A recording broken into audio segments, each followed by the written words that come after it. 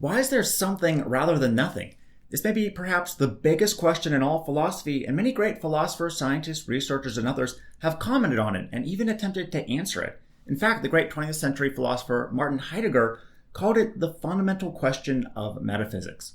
The question seems to stir a sense of awe in many who have asked it because, after all, it seems more logical that there should be nothing at all, yet clearly there's something. So in this video and the next few videos, I'll be exploring the best responses and answers to this fundamental question of existence, including my own take. And if you liked this video at any point and thought it was helpful or interesting, please consider giving it a thumbs up, as this really helps get the video and the channel seen in the algorithm over some of the more clickbait type stuff out there. When we ask the question, why is there something rather than nothing, we're referring to the totality of existence, not just something specific like our universe or why did the Big Bang happen. Now, before we attempt to answer this question, we need to carefully examine it, specifically how we're asking the question. Philosophers such as Ludwig Wittgenstein wrote about how language is a source of much philosophical confusion. Philosophers spend decades and centuries puzzling over philosophical questions that perhaps were illogically formed to begin with, and thus unanswerable the entire time.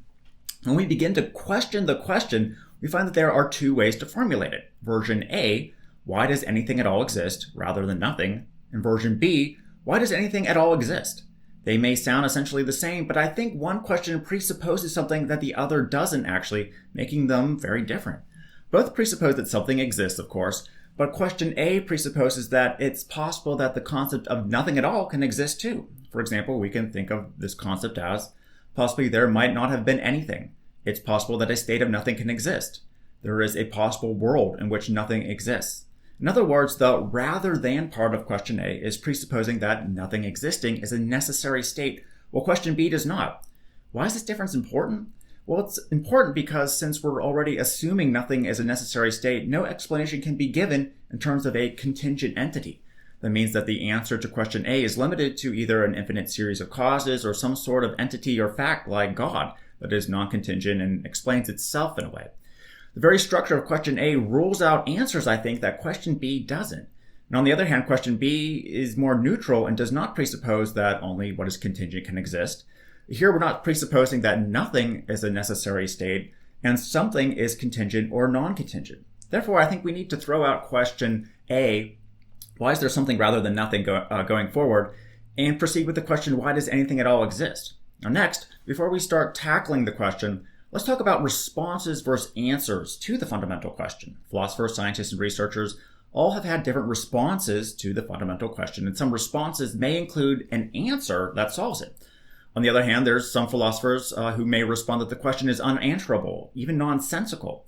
And almost all the responses you'll hear will fall into these categories. First, the question could be answerable or not answerable. If the response is not answerable, then the response can fall into two different categories, meaningless and meaningful. A meaningless response just means that the question itself is illogical or a pseudo question. It's not meaningful and we can't answer it. On the other hand, the question may be meaningful, but still unanswerable at this time. If there is an answer, it will most likely be one of the following: necessitarian, theistic, nomological, or brute fact. Necessitarian answers claim that there is a logical explanation to the question, why is there anything at all, because it is a necessary truth that something has to exist. Theistic answers state that God explains why anything exists at all.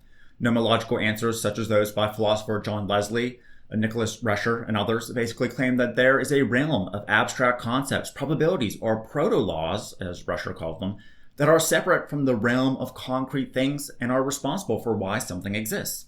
In the brute fact response, no explanation is needed to be given for why something exists. There is a brute fact somewhere in the universe that we must accept that explains existence.